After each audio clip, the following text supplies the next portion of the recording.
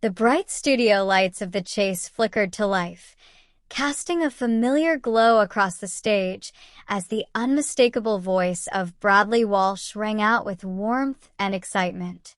It was another evening of quick thinking, nervous laughter, and life-changing stakes, but no one, not even Bradley himself, could have predicted the extraordinary twist that was about to unfold. "Welcome to the chase." Bradley beamed, flashing his signature grin as 4 hopeful contestants stepped forward: Eileen, Andreas, Amanda, and Merrick.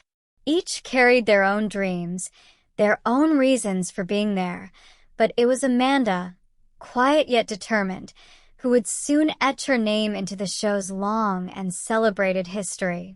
Standing across from them was a formidable presence: Paul Sinha, also known as the Sinnerman. Calm, composed, and razor-sharp, he had defeated countless contestants before. Tonight, he looked ready to do it again. The game began as it always did, questions flying fast, tension rising with every correct answer. Eileen took her turn, then Andreas, each battling nerves and knowledge in equal measure. But when Amanda stepped forward for her cash builder round, something shifted in the atmosphere. Bradley turned to her with curiosity. "Now, Amanda," he said, "tell us, what would you do with the money if you won big today?" Amanda smiled, a little sheepishly. "Well, I promised my son I'd buy him a pair of trainers. Balenciaga." The audience murmured. Bradley blinked. "Balenciaga? That's quite high-end, isn't it?" Amanda nodded. "Yes, about 800 pounds. Bradley recoiled dramatically, eyes wide. "Pound 800. I beg your pardon?"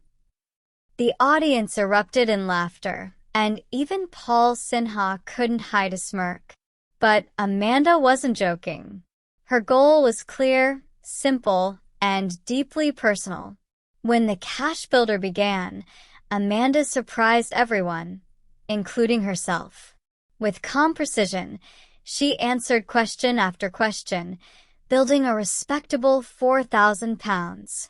Applause filled the studio, and Bradley nodded approvingly. "Very nice indeed," he said. "Now, let's see what the Sinnerman offers you." Paul leaned forward slightly, his voice measured. "Amanda, I'll give you a high offer of £50,000. The audience gasped. "Or a low offer of 800 pounds. The room buzzed with anticipation. It was the exact amount Amanda needed for those trainers, the promise she had made. Bradley raised an eyebrow. "That's quite something, isn't it?" Amanda turned to her teammates for guidance. Eileen and Merrick exchanged glances. The safe play was obvious, but so was the risk. "Go for what you came for," Merrick whispered. Amanda nodded slowly. Her voice, when it came, was steady. "I'll take the 800 pounds. A ripple of surprise moved through the studio. Bradley leaned back, shaking his head in disbelief. "Fair play," he said. "Let's see if it pays off." What followed was nothing short of gripping television. Amanda stood alone against Paul Sinha, the tension thick enough to feel. Each question felt heavier than the last. Each second stretched endlessly. "Here we go," Bradley announced. The chase was on. Amanda answered carefully, her voice calm despite the stakes. Paul followed relentlessly, closing the gap with his usual brilliance. But Amanda held her ground. Step by step, question by question, she edged closer to safety. "Push back," Bradley shouted as Amanda got a crucial answer right, sending Paul one step behind. The audience erupted. Amanda's eyes widened. She was doing it. Finally, the moment came. "Time's up," Bradley declared. A beat of silence. Then, "You're through." The studio exploded into cheers. Amanda covered her mouth, overwhelmed. She had done it. Against all odds, She had beaten the Sinner Man and secured exactly the amount she came for. Bradley stood there, shaking his head in amazement. "This is extraordinary," he said, almost to himself.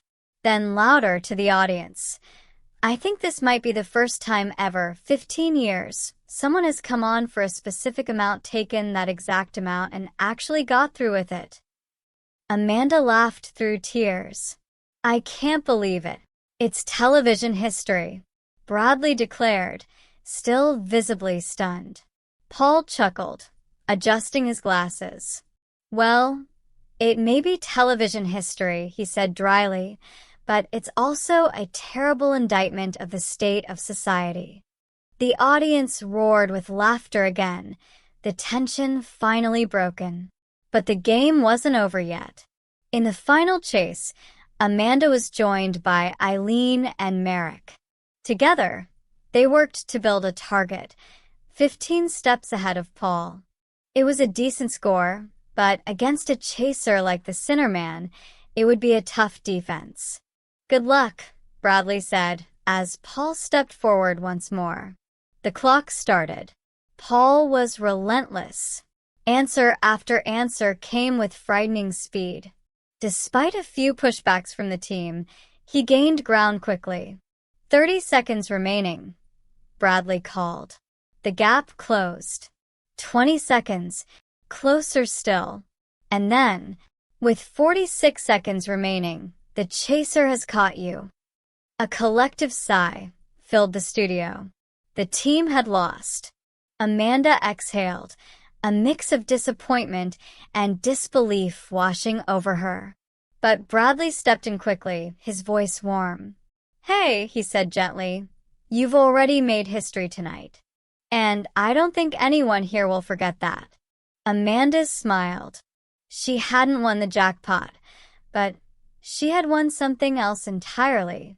A story, a moment, a promise kept. As the credits rolled on the chase, Bradley turned to the camera one last time, still shaking his head with a grin. "Funny old journey, that," he said. And for Amanda and everyone watching, it truly was.